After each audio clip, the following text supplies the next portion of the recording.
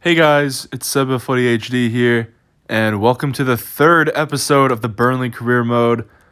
As promised, we're going to be starting today off with the game against Harrogate Town. I decided to completely rotate the team here, as you can see, all the youngsters in, Thompson, Mancini, all of them in, I wanted to put Peters in because he's not going to get a lot of chances this season.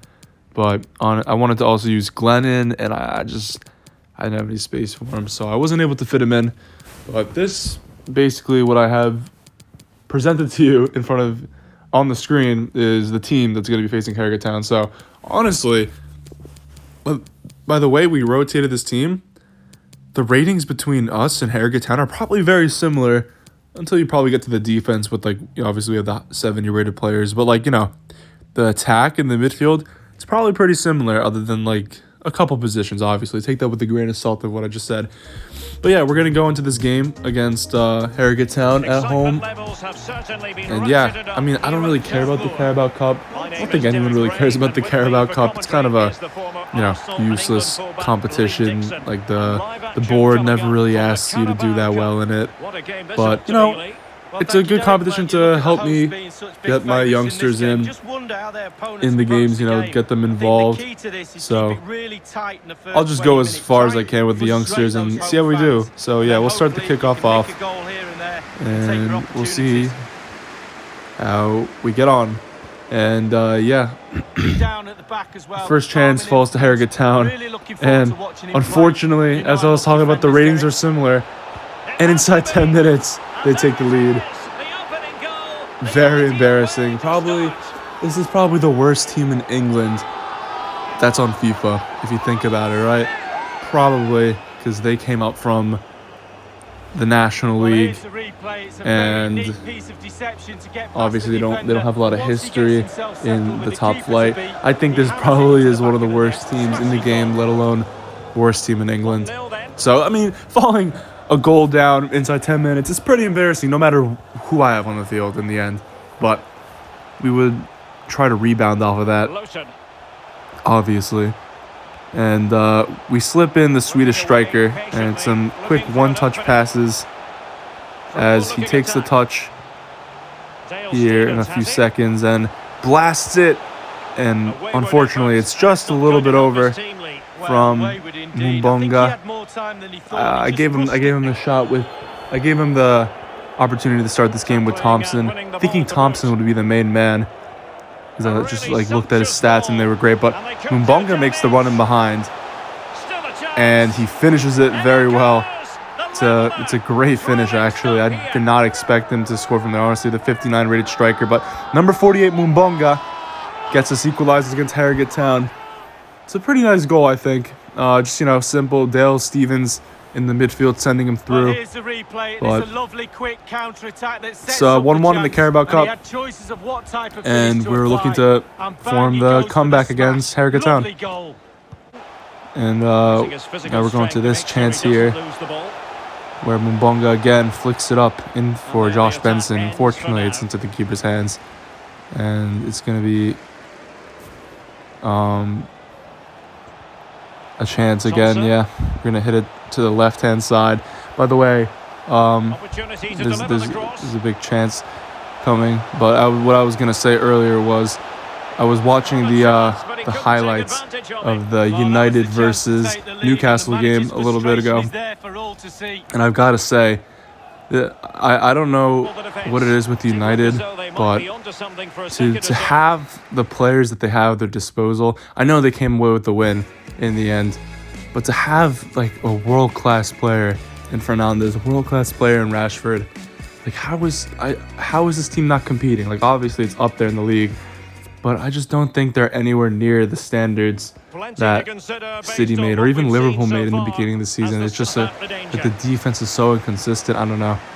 I guess that's a common theme. Everyone knows that. But just how I feel if you put those players in a different team, they would easily do better than they are. But as you can see here, Mumbonga takes the lead. The Swedish striker has a brace. And this kid, I was thinking, wow, I did not think he was going to be able to perform this well, 59 rated. But I gave the Swede the start, obviously, and I mean he's been doing pretty well. It's a really lovely finish. It's a great finish in the end, with his weaker left foot. It doesn't even seem weaker in that scenario. As we watch Diallo, who I just subbed on, in slips him in for the hat trick, and that's the 59 rating coming back. Yep, 1-on-1 with the goalkeeper, shoots it right at him. It's a disappointing shot, but still on course for a hat trick. And this is just sloppy defending from me. Very sloppy. Great ball in. Chip, and it's a great save from Bailey Peacock-Farrell. I think our goalkeeping position's in safe hands for a while. Nick Pope is an absolutely class keeper. It's only 28 years old, too. Can give us a few years. And by the chance that somehow we get to the point where he's too old, we will always have Bailey Peacock-Farrell. It's a great backup. And look at this, Josh Benson. I thought that went in. It's so close. Barely off the post. But now we're going into the last 10 minutes, and it's a great ball. And Bailey Peacock-Farrell with another clutch save in the end. It's a brilliant save. Wow, this guy could honestly start for us in the Premier League already. Like, I think he's a quality keeper. As they get their corner kick now, and Bailey kind of makes a mishap of that, but in the end it's in his hands and safe. With 5 minutes to go, we're looking to wrap up this result. Don't really want to send it to penalties, but I mean, when Harrogate Town plays this kind of football in the last minute, what can I do?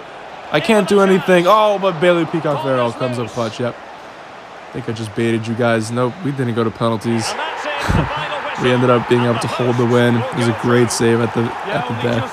And yeah, we're on to the next round of the Carabao Cup against, obviously, beating Harrogate Town. Mbonga really impressed me, though, in this game. Not only from his 2 goals, but just the positions he got himself into. You know, like, he had 5 shots in this game. Like the finesse shot I showed you guys earlier, the header, and the 1-on-1. Like, if he was a little bit high rated, it could be a 5-goal game for him. But Joel Mbongo,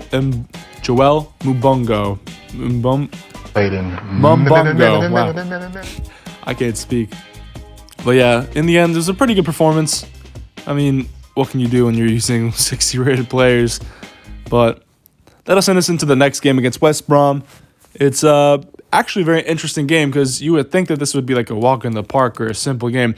West Brom are in first place right now, and as you can see, that great performance from Mbongo. I'm rewarding him with a place on the bench for this one, also mixing it up a little bit, putting Brownhill on for Westwood, and yeah, those are the changes. I was considering putting Bailey in, but Nick Pope, I think he's going to hold his spot in the Premier League. There's no point in replacing him, especially considering that West Brom are first place in the league.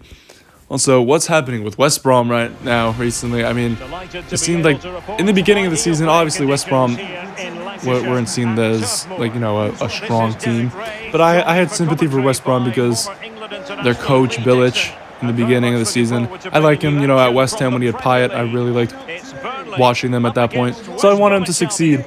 And I feel like just throwing Bilic out after, you know, poor results, which are obviously going to happen in the Premier League when you don't have the greatest of teams like West Brom don't. Like, I don't know. I feel like it was a really irrational choice, and to replace him with a manager like Allardyce, like these kind of managers, you know, like Allardyce, like Bruce, like what's that one guy who used to coach Stoke? You guys know what I'm talking about, though, like the English manager. Like, these managers are brought in, and they're Alan Pardew, and they're never successful. The most they could do was, like, avoid relegation, but there's no, like, forward development usually with, like, those kind of managers. You know what I mean? Like, I don't know. I just feel like the signing of Sam Allardyce is only gonna, it's gonna maybe save you from relegation for one season, but then in the next 2 seasons, that's all you'll be doing, fighting against relegation. And as you see, Dwight McNeil with a good shot. Quietly, Dwight McNeil has had a great season. Not really many stats to show for it, but I've really enjoyed using Dwight McNeil. He's an amazing talent as well. He doesn't get talked about enough, in my opinion. in real life and in our career mode save. But yeah, as I was saying, like I feel like even it's not even like West Brom have a bad team. Like Diagne, I mean, destroying the Turkish league, already scoring in the Premier League. As you can see here, Joe Wellington gets slipped in by Chris Wood. And can Joe Wellington get his first goal in the Premier League? Yes, he can. But yeah, it's a great finish in the end. He gets himself on the score sheet. Joe Wellington also, quietly, I haven't really realized, but he's been racking himself up a lot of assists. Most of our goals came through Joe Wellington assists. But, yeah, like Mateus Pereira, it's another great player. Diangana, you know, Mark Noble said he was a great talent. Look at this. I'm rewarding Mbongo. I'm just never going to get that right. With a substitution appearance in around the 60th minute, hoping that maybe he proves something to me. But the 59 rated striker is going to come on and, you know, play the last 30 minutes. I gave him the benefit of the doubt. And trying to win out this game, you know, 1-0. Not the greatest scoreline to hold, but it's a scoreline that Burnley is usually very comfortable with. And it's a great save by Nick Pope there to stop West Brom from scoring. And the corner kick, the man we were just talking about, hits the side netting. Diagne. I think it's pronounced Diane or something like that. But now it's a great run from Mbongo, and he gets a shot. It's a good save. But the 59 rated striker showing lots of promise cutting in like that. And now an opportunity, Joe Wellington. What a back heel. And it's back into Joe Wellington. Joe Wellington sees Mbongo, and he finesses it into the top right corner. The Swede, the next Ibrahimovic maybe, scores again. This kid is a special talent in our team. Obviously, probably doesn't have the potential to show for it, but 3 goals for him in the last 2 games off the bench as well. Just a cheeky little through ball from Joe Wellington and a great finesse shot. You got to say, this kid is probably the best young player we have in our team other than like Dwight McNeil. And I think I should be paying more attention to his growth. Obviously, if he could score a 59 rating in the Premier League, just imagine what he'd be like in the mid-70s, right? But yeah, the Swedish kid, I got to come up with a nickname for him. Maybe we just call him the kid. I don't know, the kid. Joel Mbongo, the kid. That could probably work. But as you can see, we hold off the victory. It's a 2-0 win over West Brom. That's a great result. Another clean sheet. We have been incredible defensively this season. I think we have only conceded, to Newcastle? And that's really it. But yeah, now we're going to go into transfer deadline day. And I wouldn't be opposed to making a signing or two.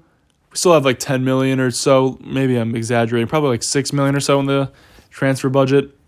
But also, I just wanted to focus on getting some of the young players on a loan. Like Gomez Mancini, 59 rated, 19 years old. Obviously has a little bit of potential in him left. To be desired for. But I want to get him in out on loan. Hopefully goes up a couple ratings and maybe more usable than 59 rated, because against Harrogate Town, honestly, wasn't that great. I don't think I really showed any highlights of him because he didn't really do much. But I looked at who I should sign because, you get those moods on transfer deadline day. You just want to make a signing just for the heck of it.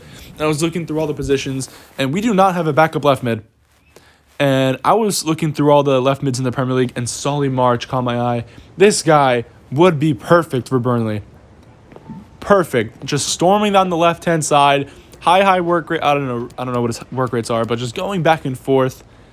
And, whipping crosses on his left foot like a classic wide midfielder. Not one of these, flashy ones that cut it on their right foot or left foot, but a left-footed left midfielder storming down the wings. And maybe as Charlie Taylor gets older, he can drop into left back for us.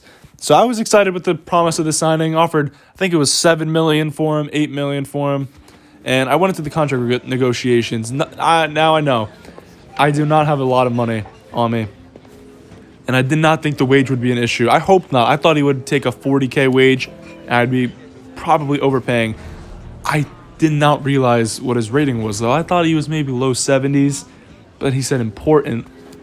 So that got me thinking this guy's got to be like mid 70s. I might be screwed here. And unfortunately, as you guys can see, I try to give him a wage, try to give him a little bit of a wage bonus, just, see if he would bite. And yeah, I do not have enough for him, unfortunately.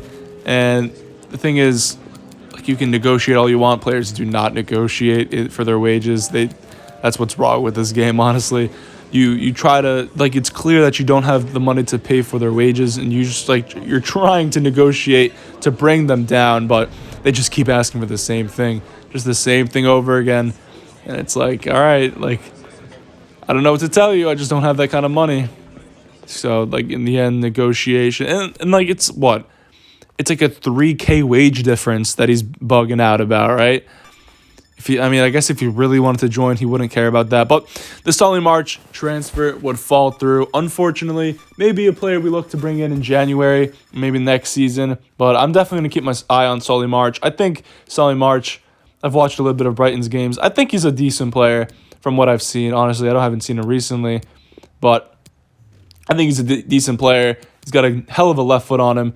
And as you guys can see here, I got a transfer offer for Ashley Barnes from Benfica.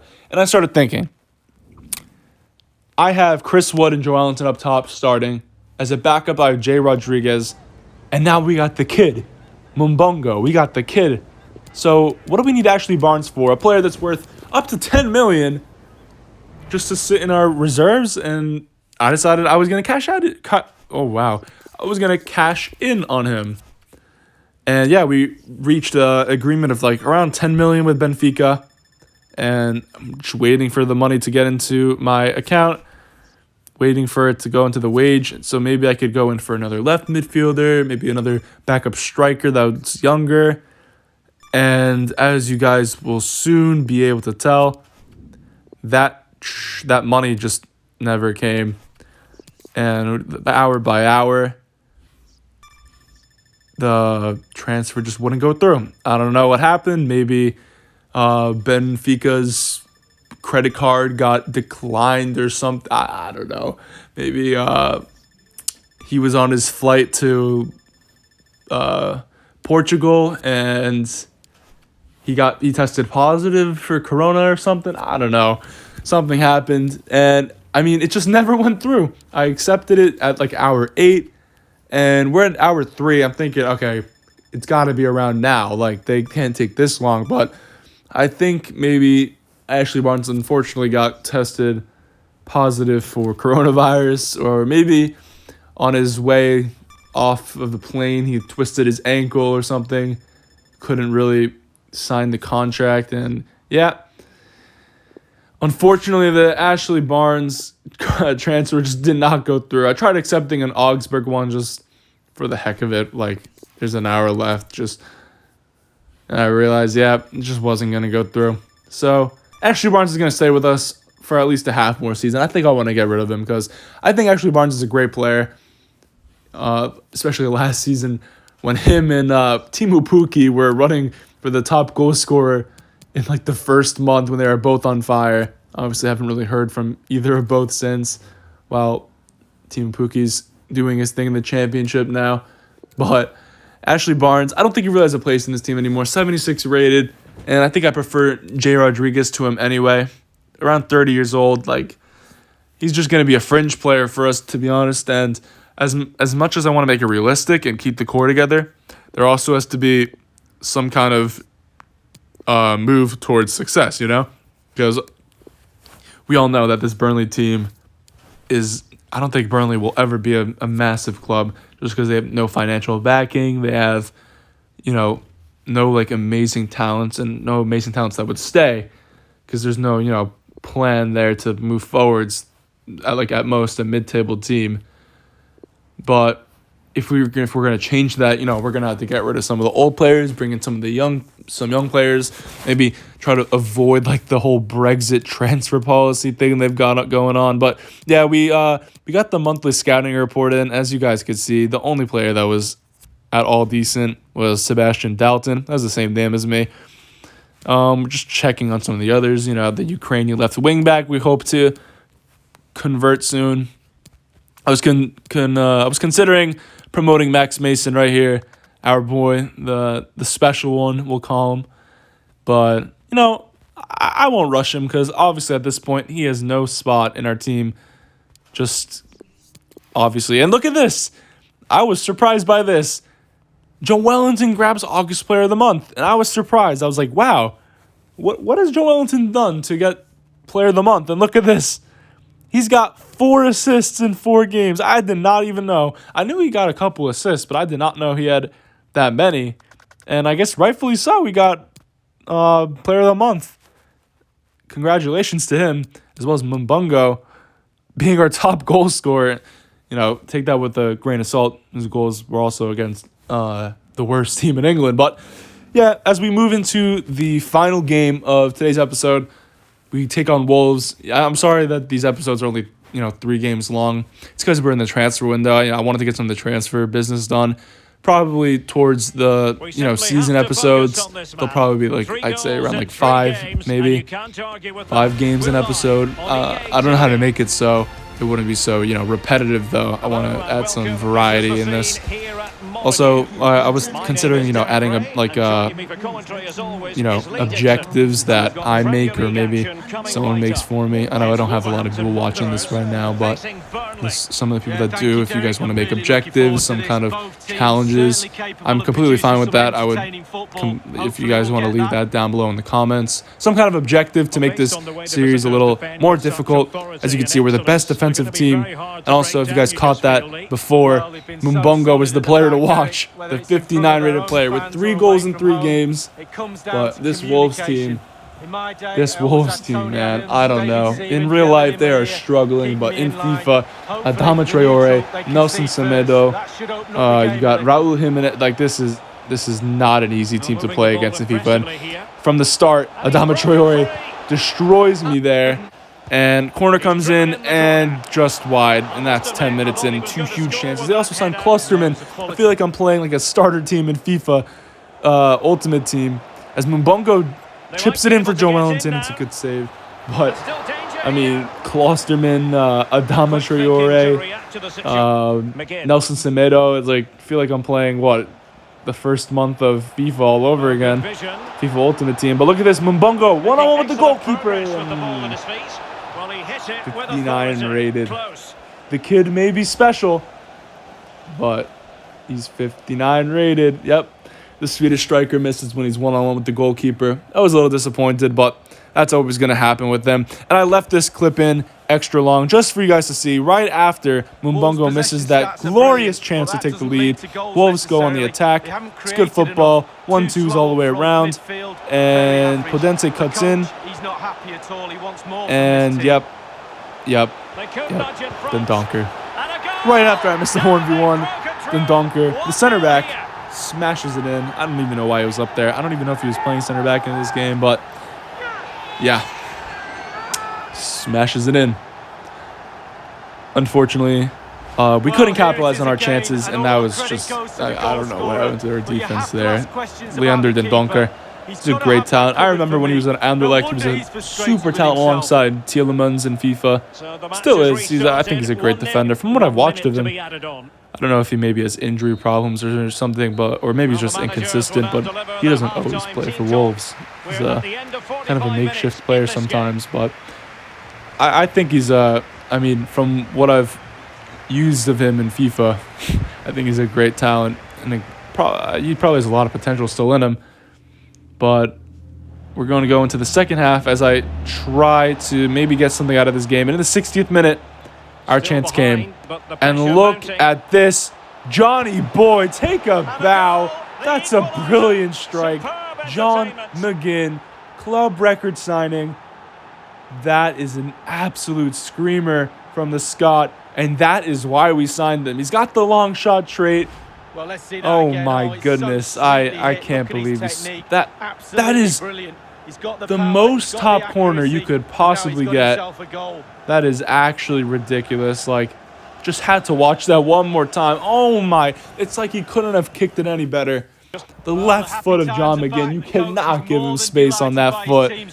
As I sub off Darnell Furlong and bring on Lowton. Try to secure the defense up a little bit.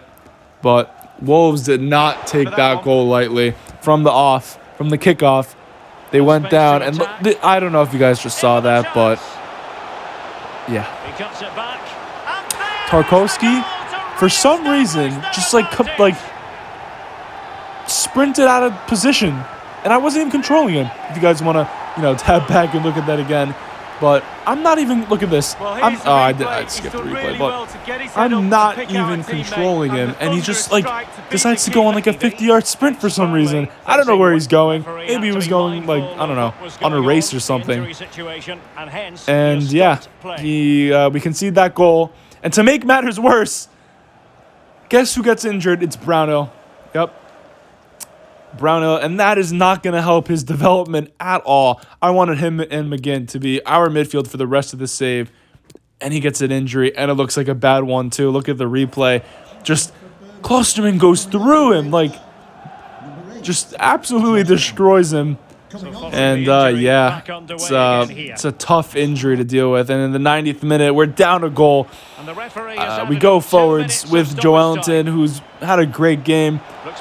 It somehow falls to, I don't even know who that was. I think it was McNeil, and it's a good save. And Wellington can't put the rebound in. Before the ball even hits the ground, the ref blows the whistle. And we suffer our second defeat of the season at the Molineux.